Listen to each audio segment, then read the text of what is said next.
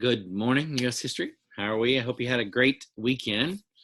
I've already started the recording, so if you miss anything, be aware that it should be on the Corinth High School Social Studies YouTube channel later today. Should be. However, in last class period, once it converted the file and attempted to save, it just disappeared, and it's not available on Zoom. I don't know if it's an issue with Zoom or with me. So there is a chance, an outside chance, that this particular recording, though I am currently recording, will not wind up on YouTube because of a technical glitch. So be careful today to make sure and do screenshots. All right. Excuse me. Now, we had mentioned last time the idea of taking hand notes versus some other style, and I said that the next time we log on, the optimal way to accomplish the same thing would be for you, the student, to either handwrite and then type, or type directly from the screenshots and then in some auditory way record what that slide means to you. Now, I don't know how we would facilitate that. I know that, however, Canvas does have a way to upload audio, and it doesn't have to be long. Your computer, do you guys still have the ability to have the dictation on and actually record what you're saying or not? You have a voice memo on your computer, don't you, on your MacBook? I believe so. Okay. That's one option. Another option would be to show that you actually understood the material, and once we complete it, to create a brand new product based on the old product, meaning a brand new PowerPoint in essence, or a short video that proves that you grasp what it was actually saying. I know that many of you feel that that's useless to you at this point because you learn just as well by doing the screenshot and typing it in and skipping the handwritten methodology. But the handwritten methodology works for kinetic learners really well. And so we need to keep that for them. But if they're doing that, we need to address other learners as well. So what I've decided on, all right, is for you to create a brand new project based on specifically civil rights around the turn of the century. A brand new product that will be turned in before the test on the progressive era, that shows me that you recorded the material, that you absorbed the material, that you understand the material. So part of this fourth 9 weeks to adjust your grade from the third 9 weeks via the new board policy. I will check your actual portfolios to make sure that you've done those. That'll be a portion of the credit. I also need you to share your actual handwritten notes as well, or you submit this alternative project. Okay, not everyone has to do this project. It is if you choose not to take handwritten notes. Okay, I need you to understand that when the assignment goes up and I give you the style of thing that you can do, video and PowerPoint, and give you the option to do an assignment there, that's not for everyone. And that will only be for those who did not do handwritten notes. Okay? That way everyone has two layers. Does that make sense? Does everybody grab that? Carson, you understand? I do. Krista, you understand?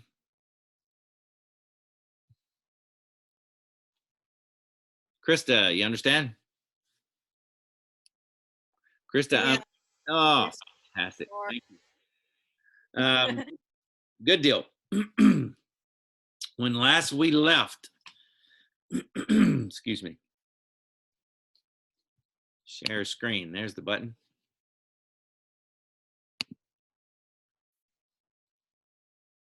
Well, there we go.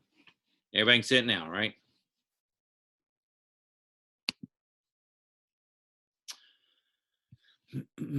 When last we left,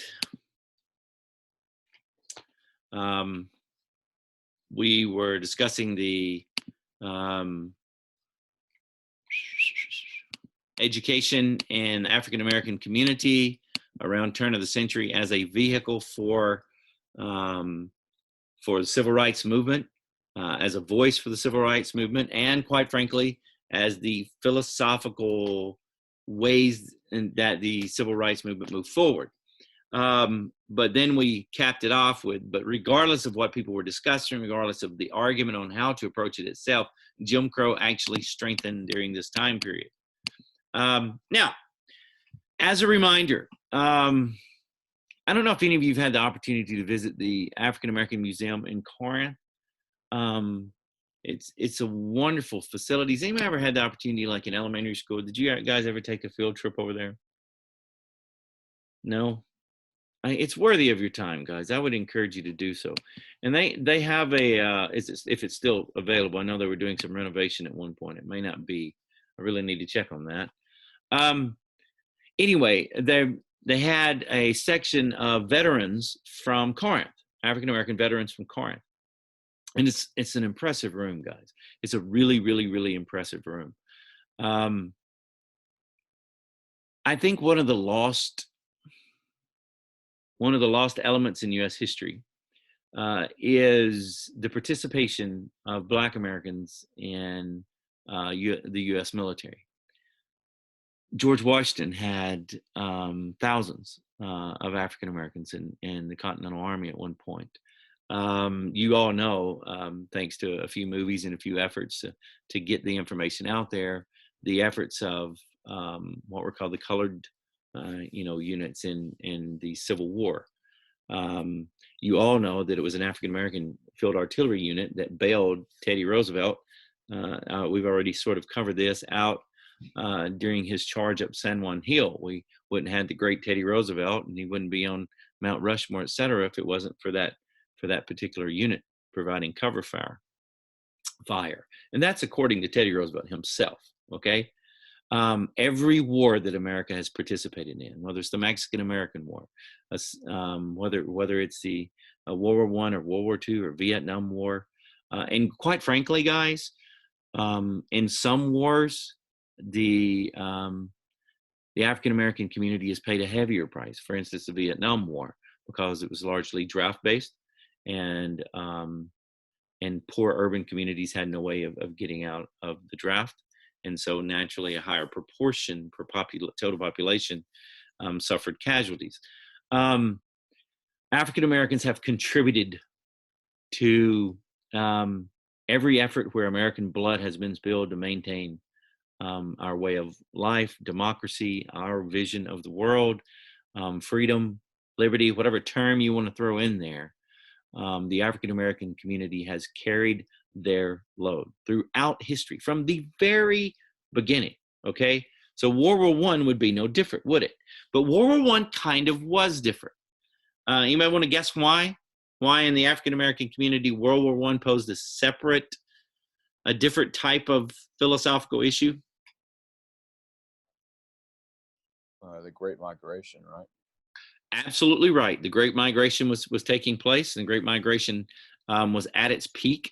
But beyond the demographic impact of like the industrial complex, how would African Americans be facing a different dilemma this time?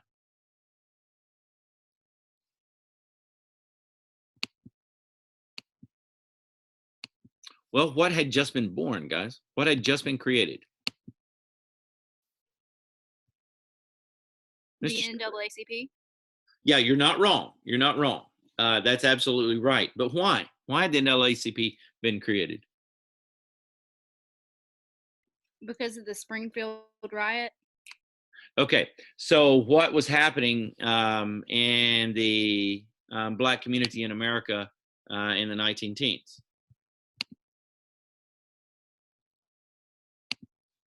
You're getting there.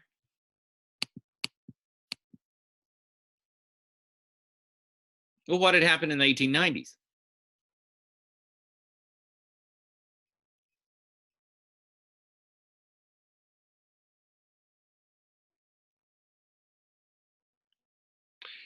the birth of Jim Crow, right? Chase, does that make sense? So by the time we get to World War I, Jim Crow is less than 20 years old. So you have young men who would be of age to serve in the military who had now heard stories from their parents about the way things had been in the 1880s, and some of the opportunities that had been present, and voting opportunities, and stories from their parents that they were now seeing rights taken away. So you can imagine that World War I posed a very special philosophical question for African Americans. Should we participate? And hopefully you could understand that, right?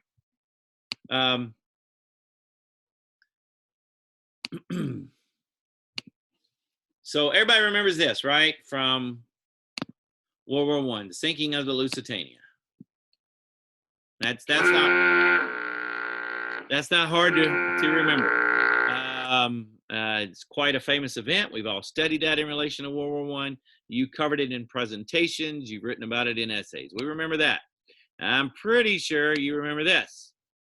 You studied that last year in your study of world history, the trench warfare that took place and how deadly it was and how horrendous, all the rats and the tunneling underneath and going over the top and the massive casualty count and the impact on the environment and the way it devastated northern France, and you get all that. You've covered that. You remember that. And you remember chemical warfare, and one of the stupidest weapons ever created, because you can't control the wind, can you? Maybe you even remember this, the American doughboy. A lot of people think they were called the doughboy because they were fresh, right, from America. But no, it really had to do with their buttons, style of buttons, dough buttons. And of course, more trenches. You remember that? But have you ever seen this in relation to World War I? You ever been exposed to any of those images?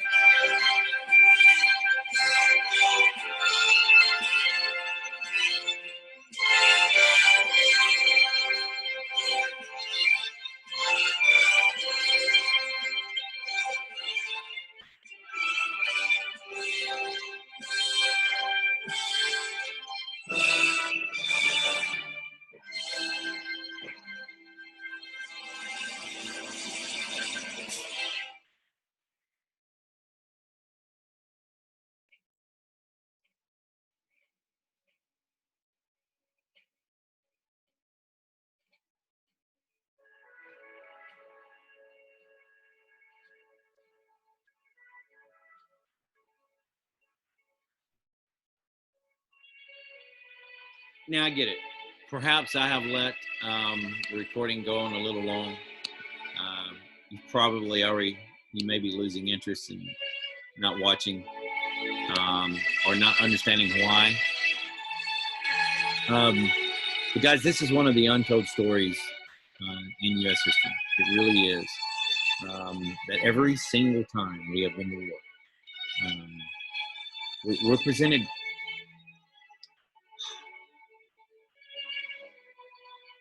We're presented with a narrative in history, and oftentimes that narrative forgets the actual depth of contribution that the black soldier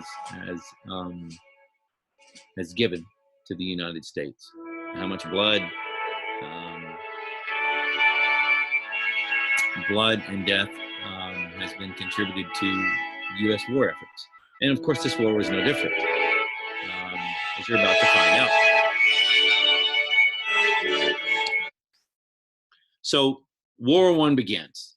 We're not going into too much detail about it. We've already studied World War I briefly as far as the U.S. entry into World War I. And I remember a couple of you who covered that particular presentation. So imperialist powers explode into this war. If you remember the three isms in an ants: militarism, and imperialism, nationalism, and the alliances leading to this explosion that became World War I. We all know about the Archduke and what happened with the Baltic states and the United States initially remaining neutral and then eventually entering because of submarine warfare.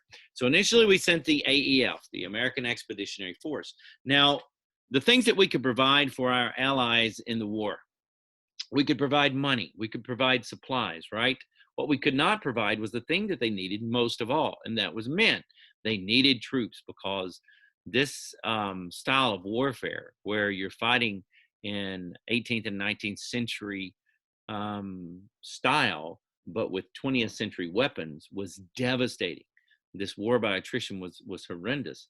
And you have entire battles, that experience hundreds of thousands of casualties. So this war was taking a heavy price. So what was needed was men. And then, as you already know, with the revolution happening in Russia, and then of course the Bolshevik Revolution happening that November, and the withdrawal, it was very important for America to get troops into the fray quickly. So we knew that we'd have to pass a draft, and the draft was passed. And even before the draft, thousands of men showed up. They volunteered for service. But this time around, African Americans really were divided on the issue. And you can imagine why. You can't vote in the South. You can't register to vote, yet you can go fight and die on a foreign land. So a lot of educated black leaders begin to wonder, if we're denying full rights at home, should we actually defend those same rights for other individuals? But for the most part, very prominent black leaders, whether it was Bob Abbott, who published the Chicago Defender, this huge African-American newspaper, even W.B. Du Bois himself, supported the war effort. Despite the fact that they were facing discrimination at home, they encouraged African Americans to volunteer. And African American men actually did, volunteer and serve in the war to end all wars, as you saw in the short little video before. So despite Jim Crow being less than 2 decades old, despite the inability to vote throughout the South, despite rights being taken away, Black Americans en masse still participated in the war effort, still showed patriotism, still showed devotion to an idea that might not even been realized for their community. I mean, that's an incredible thing to me, anyway, that idea. Now, they actually faced discrimination in the armed forces. You saw that these were still segregated units. You saw that in the old film. As a matter of fact, a lot of politicians in the United States, most especially throughout the South, opposed training tens of thousands of African Americans. Now, I'm going to open up discussion for a moment. What's the logical reason why politicians throughout the South would oppose training tens of thousands of African Americans in the military for combat. Then Carson, they what you got? Oh, wait, go ahead. they could overthrow the Jim Crow laws with force. Yeah, if you train them for combat, you got tens of thousands of armed, trained combat ready individuals returning to this situation. It'd be very difficult to control an armed populace who knew how to use those arms. I mean, that's literally the basis of America's Second Amendment originally, right?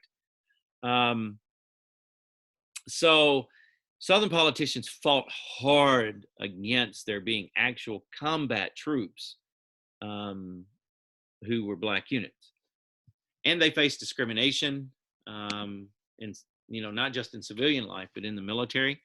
Now, to remind you, all males between 21 and 30 were required to register for the draft, and 2.2 million black Americans volunteered, and almost 400,000 of them were actually drafted.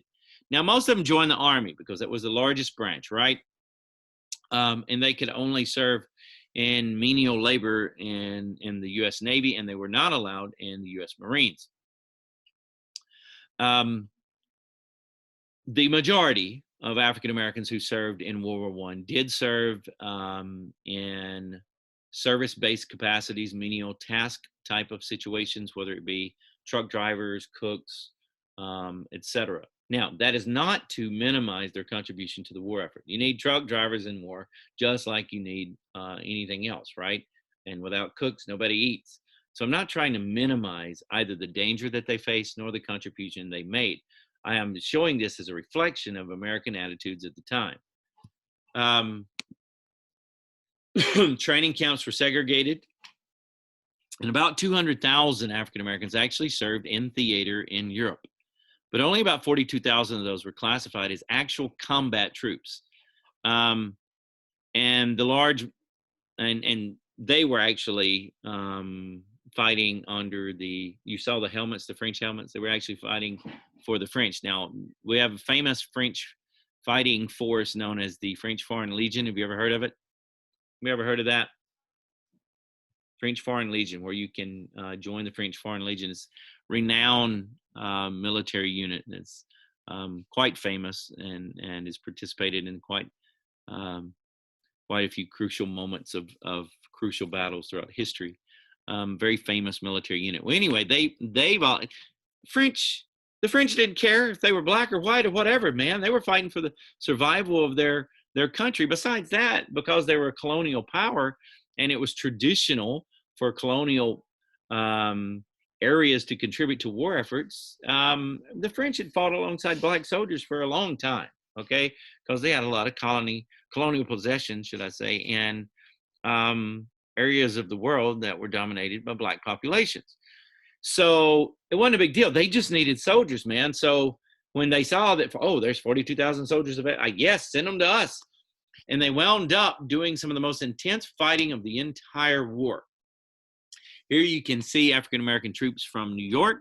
This is the 15th Regiment parade as they are preparing to head to Europe.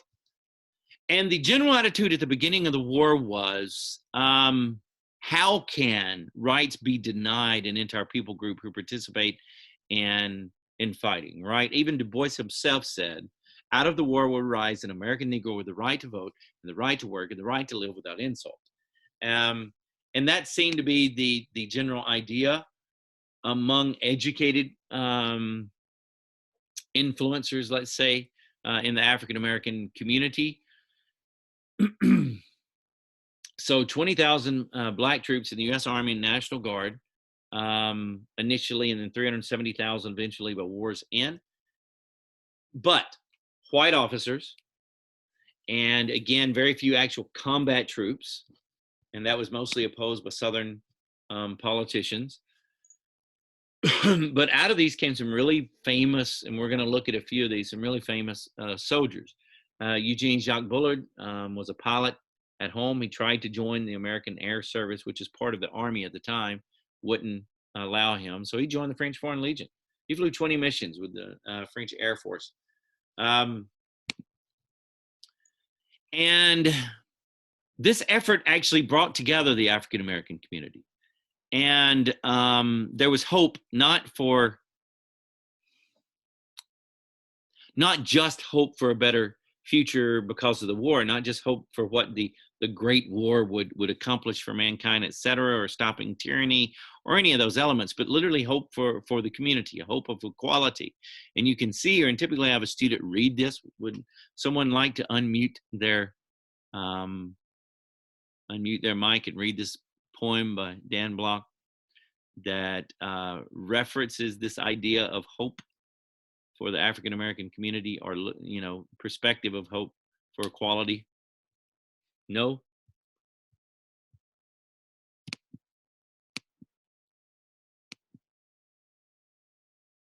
Who hadn't been picked on in a very long time? Jay, I picked on you. George, you've answered some questions. Kate, I picked on you last time, didn't I? Mr. Shirley, have I picked on you in a while? When I look at the little videos, I can see only like the top of some of your heads, like just the very top 3 or 4 inches of your head. You have them covered up. Way to hide, guys. Way to hide.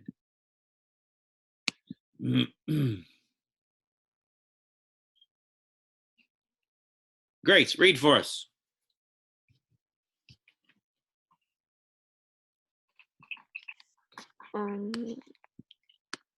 When the colored troops got back and the whites joined in with them in the hurricane of laughter which stirred the city to its depths and thrilled all her hearts with paternalness, felt, if only for a moment, the great international spirit of brothers. I see the victims of the crowbar and the lawless mobs pressing forward in restless steadiness to challenge the pitiless judge, who has condemned them without just cause to a life of slavery and made them suffer the pangs of a birth of insolence and ridicule. And I see the dawn of father our colored brothers into a world of free men, proud of their heritage. In the look of those troops' faces worn by suffering, encountered in the struggle, faces beaming, hiding the marks of slavery beneath the joys of victory, I felt the heavy gaze of a noble and heroic race lighten up, and in the sunlight of that smile, the wrongs against our colored brothers will melt into acts of kindness. But did they, though? Was this unity realized immediately? Well, obviously it wasn't. It was still a very long struggle ahead. But you can see the idea that there was some hope that that something would change. Guys, when the United States entered World War I in 1917, there were only, now I need you to understand this, three black officers in the entire U.S. military. So as more and more and thousands of black troops begin to join the military, black leaders became very vocal and saying, this is discrimination against black officers. So black leaders said, hey, our best men should lead our troops. And so in 1917, the United States Army finally established a training camp in Iowa. By the war's end, the camp commissioned more than 600 black officers. Now, when you think about the fact that there were almost 400,000 who served during World War I, 600 officers is not a lot, right? But when you think from 3 to 600, that is a significant increase. So there was a gain made there. There were actually only 2 combat units, the 92nd and the 93rd Infantry Divisions. The 92nd arrived in France in 1918, and they saw the heaviest fighting against Germans. The 93rd Division contained probably one of the most famous battalions in the entire war effort, the 369th Infantry, which is known as the Harlem Hellfighters. The Harlem Hellfighters. Spring of 1918, they were assigned to serve with the French Army. And they became quite famous. They were the first Allied unit, as you can see, just highlighted the notes there and brought it back up. They were the first Allied unit to actually reach the Rhine River in Germany. 171 members received the Legion of Honor, which was France's highest award. They were the most highly honored combat unit associated with the fighting Foreign Legion. The most honored African Americans of World War I, the ones that are most remembered, and we need a very, very epic movie about each of these gentlemen, were Henry Johnson and Needham Roberts. They were both honored with medals of bravery. And they accomplished, and we're going to look at exactly what they did there. So I'll get into that individually in a moment. The Harlem Hellfighters spent more time in continuous combat than any other American unit in World War I.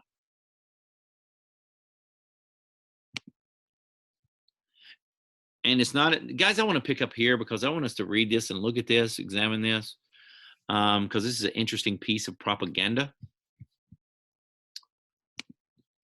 So we're going to end that for the day.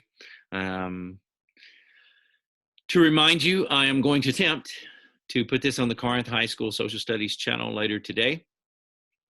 I don't exactly know why the first period did not work, but we're going to attempt it with this one. Hopefully it will. I don't know what happened there. If not, hopefully you did get your notes. On Wednesday, we will meet as normal. Friday, I'll be here for questions. We are fast approaching what will probably be your last section test of the year, which is the test of the progressive era. And then we'll probably have one end of the year test. We'll have one more essay that is due, and you have your notes and really, and your secondary assignment, your written notes or separate media to create besides written notes. Other than that, guys, I don't anticipate really assigning you anything. It's about the content. It's about getting the curriculum covered and your participation and investment, and we have all of that. We had already done a lot before the break, right?